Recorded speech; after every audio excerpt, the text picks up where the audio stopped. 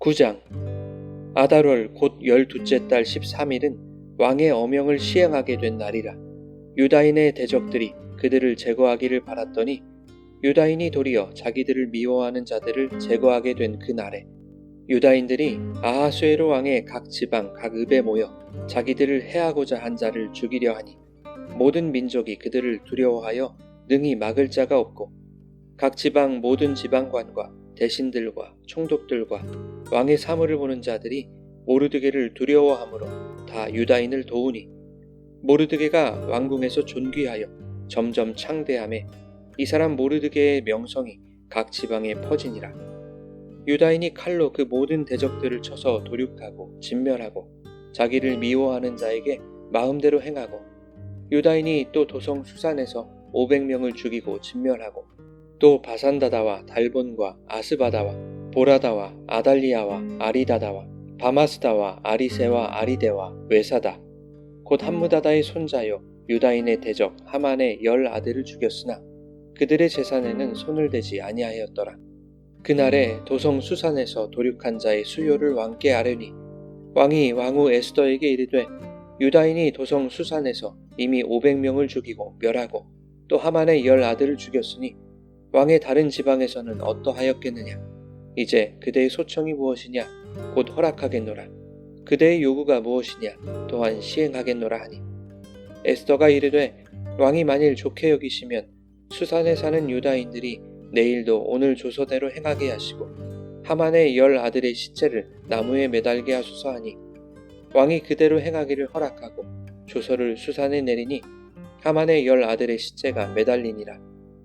아달월 14일에도 수산에 있는 유다인이 모여 또 300명을 수산에서 도륙하되 그들의 재산에는 손을 대지 아니하였고 왕의 각 지방에 있는 다른 유다인들이 모여 스스로 생명을 보호하여 대적들에게서 벗어나며 자기들을 미워하는 자 7만 5천 명을 도륙하되 그들의 재산에는 손을 대지 아니하였더라.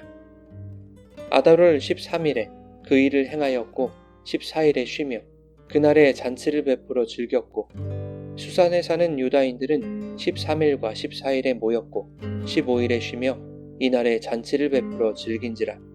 그러므로 시골의 유다인 곧 성읍이 없는 고을고을에 사는 자들이 아달월 14일을 명절로 삼아 잔치를 베풀고 즐기며 서로 예물을 주더라. 모르드게가 이 일을 기록하고 아하수에로 왕의 각 지방에 있는 모든 유다인에게 원근을 막론하고 글을 보내어 이르기를 한 규례를 세워 해마다 아달월 14일과 15일을 지키라. 이달 이 날에 유다인들이 대적에게서 벗어나서 평안함을 얻어 슬픔이 변하여 기쁨이 되고 애통이 변하여 길한 날이 되었으니 이 두 날을 지켜 잔치를 베풀고 즐기며 서로 예물을 주며 가난한 자를 구제하라 하며 유다인이 자기들이 이미 시작한 대로 또한 모르드게가 보낸 글대로 계속하여 행하였으니 곧 아각 사람 함무다다의 아들 모든 유다인의 대적 하만이 유다인을 진멸하기를 꾀하고 부르 곧 제비를 뽑아 그들을 죽이고 멸하려 하였으나 에스더가 왕 앞에 나아감으로 말미암아 왕이 조서를 내려 하만이 유다인을 해하려던 악한 꾀를 그의 머리에 돌려보내어 하만과 그의 여러 아들을 나무에 달게 하였으므로 무리가 부르의 이름을 따라 이 두 날을 부림이라 하고 유다인이 이 글의 모든 말과 이 일에 보고 당한 것으로 말미암아 뜻을 정하고 자기들과 자손과 자기들과 화합한 자들이 해마다 그 기록하고 정해놓은 때 이 두 날을 이어서 지켜 패하지 아니하기로 작정하고 각 지방 각 읍 각 집에서 대대로 이 두 날을 기념하여 지키되 부리미를 유다인 중에서 패하지 않게 하고 그들의 후손들이 계속해서 기념하게 하였더라. 아비하일의 딸 왕후 에스더와 유다인 모르드게가 전권으로 글을 쓰고 부림에 대한 이 둘째 편지를 굳게 지키게 하되 화평하고 진실한 말로 편지를 써서 아하수에로의 나라 127지방에 있는 유다 모든 사람에게 보내어 정한 기한에 이 부리미를 지키게 하였으니 이는 유다인 모르드게와 왕후 에스더가 명령한 바와 유다인이 금식하며 부르짖은 것으로 말미암아 자기와 자기의 자손을 위하여 정한 바가 있음이더라. 에스더의 명령이 이 부림에 대한 일을 견고하게 하였고 그 일이 책에 기록되었더라.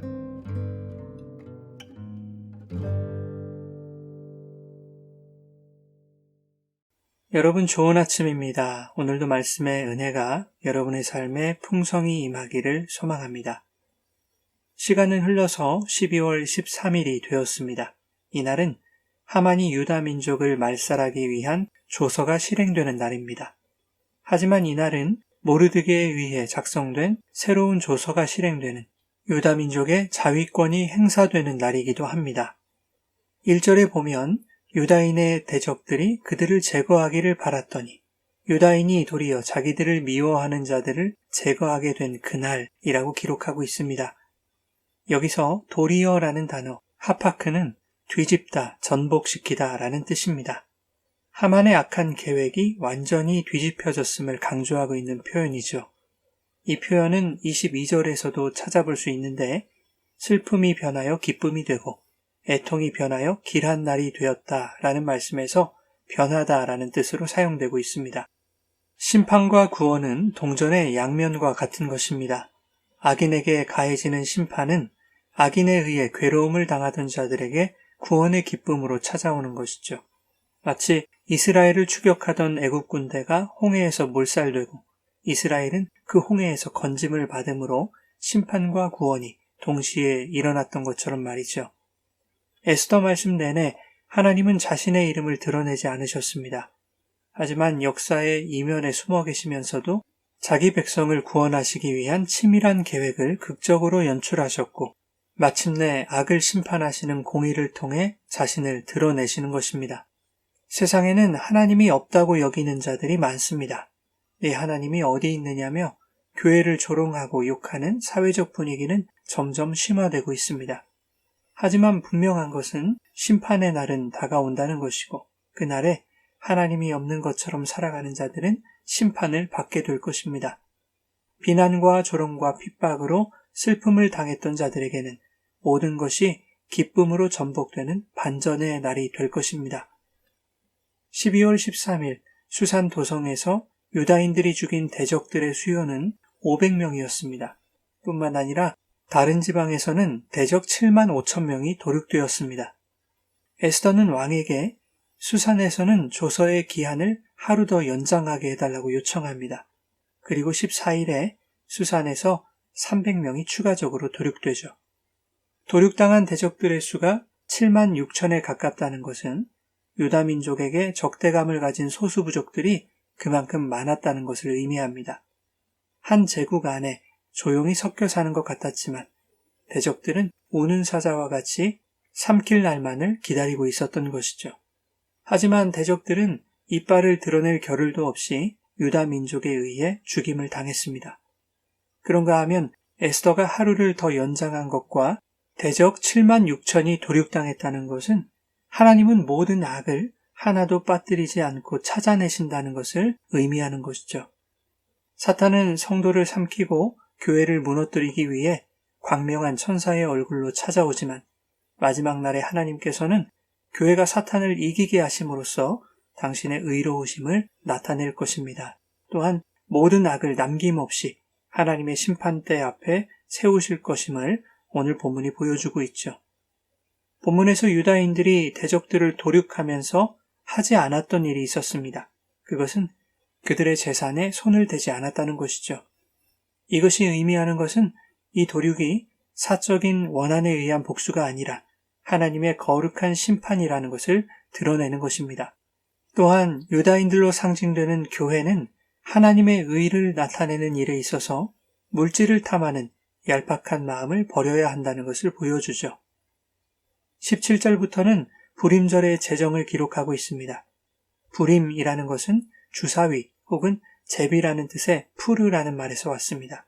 하만이 부르, 즉 제비를 통해서 유다 민족을 진멸하려 했지만 오히려 그날은 유다 민족이 대적들을 멸하고 구원을 얻은 날이 되었다는 뜻에서 부림절이라는 축제의 날이 된 것입니다. 모르드게와 왕후 에스더의 명령으로 해마다 이때가 되면 정해진 절차에 따라 절기를 기념하여 지키도록 했습니다. 28절에 보면 이 불임일을 유다인 중에서 패하지 않게 하고 그들의 후손들이 계속해서 기념하게 했다라고 말씀합니다. 유다 민족과 그들의 후손이 기념하는 불임절의 정신은 대적에게서 벗어나 평안함을 얻고 슬픔이 변하여 기쁨이 되며 애통이 변하여 길한 날이 되게 하신 하나님의 구원의 은혜를 기뻐하며 감사와 찬양과 영광을 돌리는 것입니다. 그런데 중요한 정신 하나가 더 있습니다. 22절 후반부에 이날을 지켜 잔치를 베풀고 즐기며 서로 예물을 주며 가난한 자를 구제하라 라고 말씀합니다. 하나님은 성도들이 자신들에게 주어진 구원의 은혜를 이웃에게 흘려보내기를 원하십니다. 구원받은 증거는 이웃사랑으로 나타나게 된다는 것을 본문이 보여주는 것이죠. 구원받은 성도는 하나님의 은혜를 누리며 기뻐하고 감사합니다.